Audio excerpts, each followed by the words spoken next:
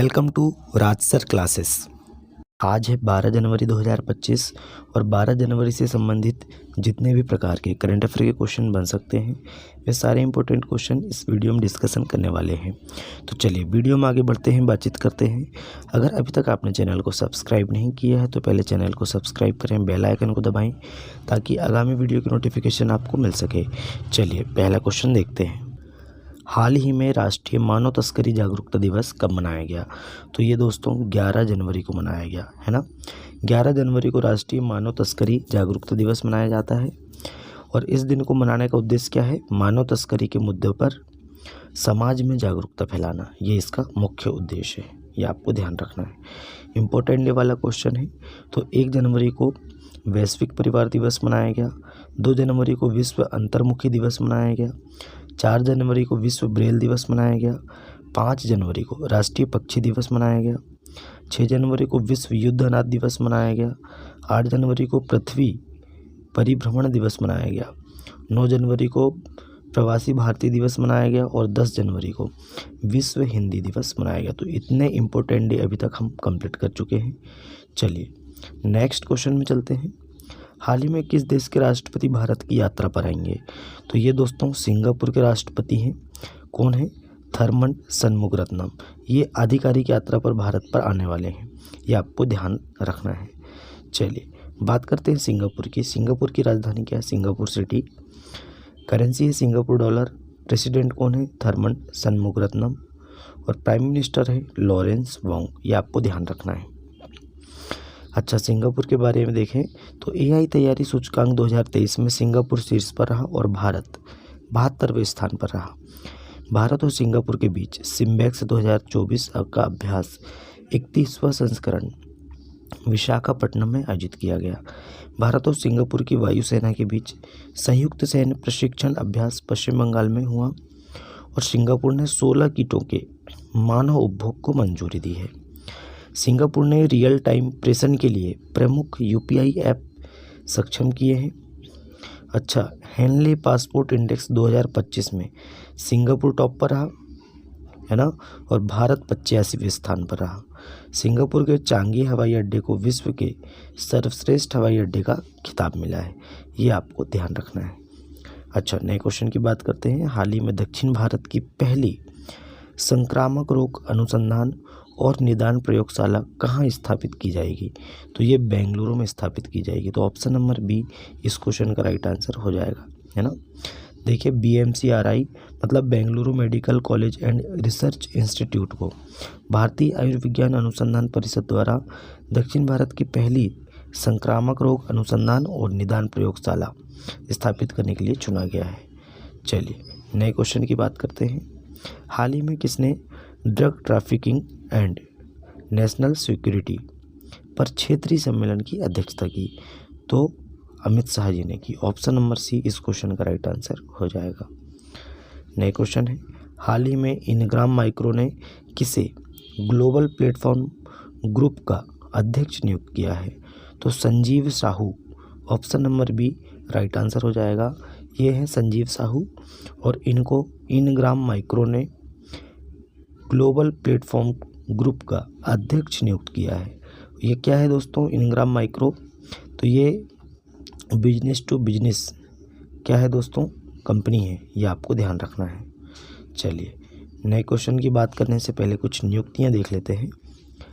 आशीष नेथानी को उत्तराखंड हाईकोर्ट के न्यायाधीश के रूप में नियुक्त किया गया। इसरो का नया अध्यक्ष वी नारायणन को नियुक्त किया गया। सिग्नेचर ग्लोबल के नए CFO के रूप में संजीव कुमार शर्मा को नियुक्त किया गया। बहादुर सिंह सागू भारतीय एथलेटिक महासंघ के अध्यक्ष बनेंगे और BCCI का अगला अंतरिम सचिव देवजीत सैकिया को नियुक्त किया गया। तेंजिंग यांगी अरुणाचल प्रदेश की पहली महिला IPS अधिकारी बनी है। भारती कुलकर्णी ICMR राष्ट्रीय पोषण संस्थान की नई प्रमुख बनी है। मनीष सिंघल को एसोचैम का महासचिव नियुक्त किया गया। तो इतने फैक्ट आपको ध्यान रखना है। नए क्वेश्चन है।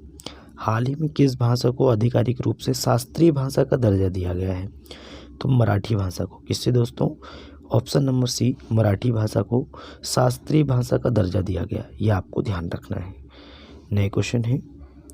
हाल ही में जापान ने किस देश के खिलाफ सख्त प्रतिबंधों की घोषणा की है? तो जापान ने अभी रूस के खिलाफ, है ना, सख्त प्रतिबंधों की घोषणा की है। तो ऑप्शन नंबर ए रूस राइट आंसर हो जाएगा। अब रूस के खिलाफ की है जापान ने, तो रूस की राजधानी है मॉस्को, करेंसी है रशियन रूबल, प्रेसिडेंट कौन है दोस्तों? Vladimir Putin. ये आपको ध्यान रखना है। रूस के बारे में अगर फैक्ट देखें तो रूसी टेनिस खिलाड़ी दानिल सावलेव को डोपिंग नियमों का उल्लंघन करने के लिए 2 साल का निलंबन दिया गया है। रूस ने कैंसर की वैक्सीन बनाने का ऐलान किया है। भारतीय नौसेना में शामिल INS तुसिल का निर्माण रूस के सहयोग से किया गया। किसका? INS तुसिल का निर्माण। भारत और रूस के बीच पांचसीर एयर डिफेंस सिस्टम के लिए समझौता हुआ है। नई दिल्ली में रूसी व्यापार केंद्र का उद्घाटन हुआ और रूस ने ब्रिक्स अनाज विनिमय प्रस्ताव की रूपरेखा प्रस्तुत की। इतने फैक्ट आपको रूस के बारे में ध्यान रखना है। नए क्वेश्चन है, हाल ही में किस देश के क्रिकेटर तमीम इकबाल ने अंतर्राष्ट्रीय क्रिकेट से संन्यास लिया है? तो ये तमीम इकबाल एक क्रिकेटर हैं और इन्होंने अंतर्राष्ट्रीय क्रिकेट से संन्यास लिया है। ये किस देश के हैं? तो ये बांग्लादेश के। Option number C right answer हो जाएगा। चलिए नए क्वेश्चन की बात करते हैं। हाल ही में प्रधानमंत्री मोदी किस देश में AI एक्शन समिट में हिस्सा लेंगे? तो ये फ्रांस में हिस्सा लेंगे। मतलब कि AI एक्शन समिट कहाँ हो रहा है? फ्रांस में हो रहा है। जिसमें भारत से कौन भाग ले रहा है? तो हमारे प्रधानमंत्री नरेंद्र मोदी जी भाग लेंगे। ये आपको ध्यान रखना है। अब फ्रांस की बात करते हैं। फ्रांस की राजधानी क्या है दोस्तों? पेरिस है, करेंसी है यूरो और प्रेसिडेंट है इमैनुअल मैक्रोन। ये आपको ध्यान रखना है। फैक्ट देखते हैं। 30वें कोलकाता अंतर्राष्ट्रीय फिल्म महोत्सव का थीम देश फ्रांस बना है। ये आपको ध्यान रखना है। फ्रांस की थियरी ब्रेटन ने यूरोपीय संघ के आयुक्त के पद से इस्तीफा दिया। भारतीय नौसेना ने फ्रांस के साथ वरुण अभ्यास आयोजित किया। ये आपको ध्यान रखना है। बात करते हैं भारत फ्रांस के बीच द्विपक्षीय नौसैनिक अभ्यास वरुण 2। ये दोस्तों 2 से 3 सितंबर तक भूमध्य सागर में आयोजित किया गया। फ्रांस के राष्ट्रपति को ओलंपिक ऑर्डर से सम्मानित किया गया। हेनली पासपोर्ट इंडेक्स 2024 में फ्रांस दूसरे स्थान पर रहा और दोस्तों भारत 83वें स्थान पर रहा। अभी कितने स्थान पर है? तो दोस्तों भारत अपना 85वें स्थान पर है। डिजिटल वीज़ा की पेशकश करने वाला पहला यूरोपीय संघ राष्ट्र फ्रांस बना है। फ्रांस में तमिल कवि तिरुवल्लुवर की प्रतिमा का उद्घाटन किया गया। ये आपको ध्यान रखना है। नए क्वेश्चन है, हाल ही में कहाँ रोबोटिक प्रणाली का उपयोग करके दुनिया की पहली हृदय संबंधी टेली सर्जरी की गई? तो ये भारत में की गई है ना, भारत में की गई है। ये आपको ध्यान रखना है। गुरुग्राम में बैठे बैठे जयपुर में इसकी टेली सर्जरी की गई है रोबोट के द्वारा, है ना। ये आपको ध्यान रखना है। तो अपने भारत में की गई है। तो भारत का फैक्ट देखते हैं। भारत 21 देशों का टेक्निकल सेमिनार होस्ट करेगा। 2024 में साइबर हमलों का दूसरा सबसे अधिक लक्षित देश भारत बना। दुनिया का तीसरा सबसे बड़ा मेट्रो रेल नेटवर्क भारत बना है। भारत 2023 में दुनिया का छठा सबसे बड़ा कपड़ा और परिधान निर्यातक देश बना है। भारत का विदेशी मुद्रा भंडार बढ़कर $709 बिलियन हो गया है। भारत 2023-24 में अब तक का सर्वाधिक कोयला उत्पादक देश बना है। भारत के पहले बायो बिटुमेन राष्ट्रीय राजमार्ग का उद्घाटन ये नागपुर में हुआ। भारत 2024 में धन प्रेषण का सबसे बड़ा प्राप्तकर्ता बना है। ये आपको ध्यान रखना है। नए क्वेश्चन है, हाल ही में कौन 2026 में 28वें conference of speakers and presiding officers of the Commonwealth की मेज़बानी करेगा? तो ये दोस्तों कौन करेगा? राइट आंसर बताएंगे, अपना देश भारत करेगा। ऑप्शन नंबर बी इस क्वेश्चन का राइट आंसर हो जाएगा। चलिए बात करते हैं नए क्वेश्चन की। हाल ही में आई रिपोर्ट के अनुसार भारत के राष्ट्रीय राजमार्गों में पिछले 10 वर्षों में कितने प्रतिशत की वृद्धि की गई है? तो कितने प्रतिशत की वृद्धि दर्ज की गई है जो 10 वर्ष लगे हैं? देखिए जो रिपोर्ट आई है भारत के राष्ट्रीय राजमार्गों में जो पिछले 10 वर्षों में कितने प्रतिशत की वृद्धि दर्ज की गई है राजमार्गों में, है ना। तो 60% की वृद्धि दर्ज की गई। Option number A right answer हो जाएगा। नए क्वेश्चन की बात करते हैं।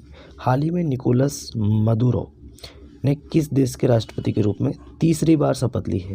तो निकोलस मदुरो ये दोस्तों ये है निकोलस मदुरो और ये वेनेजुएला के तीसरी बार राष्ट्रपति बन गए, ये आपको ध्यान रखना है। अब वेनेजुएला के राष्ट्रपति बन गए हैं, है ना। तो कुछ इंपॉर्टेंट फैक्ट देखते हैं। जॉन ड्रामानी महामा ने घाना के राष्ट्रपति के रूप में शपथ ली। फ्रांकोइस बायरू को फ्रांस का नया प्रधानमंत्री नियुक्त किया गया।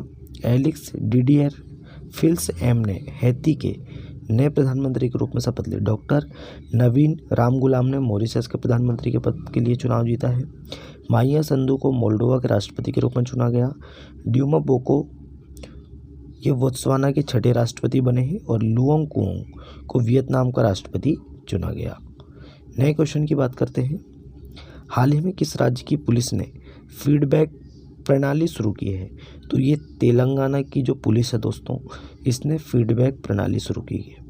जैसे कोई केस सॉल्व हो जाता है, उस केस के अंत में इनको QR कोड के माध्यम से फीडबैक देंगे, मतलब जनता फीडबैक देगी कि पुलिस ने कैसे काम किया, इसकी FIR कैसे हुई और कैसे इसका निदान हुआ, है ना। तो इसके लिए फीडबैक कौन देगी? जनता देगी। तो ये बहुत अच्छी प्रणाली है। मुझे लगता है कि सभी राज्यों में ऐसी प्रणाली लागू करना चाहिए, है ना।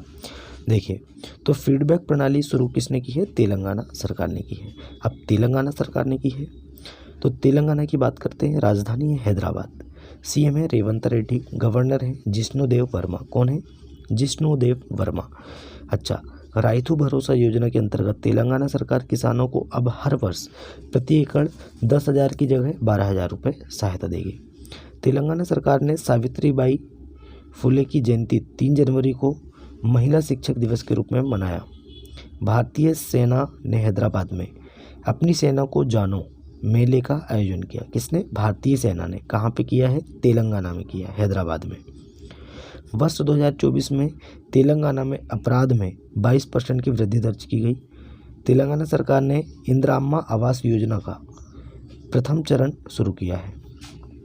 16वां इंडिया गेम डेवलपर सम्मेलन हैदराबाद में शुरू हुआ। तेलंगाना में प्रतिष्ठित अलाई बलाई समारोह आयोजित किया गया। इतने फैक्ट आपको तेलंगाना के बारे में ध्यान रखना है। नए क्वेश्चन है, हाल ही में किस देश में पहला हिंदी प्रमाण पत्र पाठ्यक्रम शुरू किया गया है? तो ये दोस्तों पहला हिंदी प्रमाण पत्र पाठ्यक्रम ये श्रीलंका देश में शुरू किया गया है। Option number B right answer हो जाएगा, श्रीलंका। अच्छा, श्रीलंका में शुरू किया गया तो श्रीलंका ये रहा मैप में श्रीलंका, ये आप देख सकते हैं भारत के नीचे। राजधानी है कोलंबो। करेंसी है श्रीलंकाई रुपया। प्राइम मिनिस्टर है हरिनी अमरसूरिया और प्रेसिडेंट है अरुणा कुमार दिसानायके। कौन है? अनुरा कुमार दिसानायके। अरुणा नहीं है, अनुरा है। अच्छा, भारत और श्रीलंका के बीच, है ना, भारत और श्रीलंका के बीच संयुक्त नौसैनिक अभ्यास स्लाइनेक्स 2024 ये विशाखापट्टनम तट पर हुआ। श्री शम्मी सिल्वा श्रीलंका के क्रिकेट के अध्यक्ष बने हैं। श्रीलंका के क्रिकेटर प्रवीण जयविक्रमा को 1 साल के लिए क्रिकेट के सभी प्रारूपों से प्रतिबंधित किया गया। अनुरा कुमार दिसानायके श्रीलंका के 9वें राष्ट्रपति बने हैं और श्रीलंका ने भारत सहित 35 देशों को वीज़ा मुक्त प्रवेश की अनुमति दी। भारत और श्रीलंका ने LNG अवसंरचना और विद्युत विकास के लिए समझौता ज्ञापन पर हस्ताक्षर किए हैं। भारत और श्रीलंका के बीच यात्री नौका सेवा फिर शुरू हुई, ये आपको ध्यान रखना है। तो दोस्तों आज का हमारा करंट अफेयर यहीं समाप्त होता है। वीडियो कैसा लगा कमेंट करके बताएं। अपने दोस्तों में ज़्यादा से ज़्यादा वीडियो को शेयर करें, लाइक करें और चैनल को सब्सक्राइब करें। चलिए मिलते हैं तब तक के लिए नए वीडियो में। जय हिंद, जय भारत।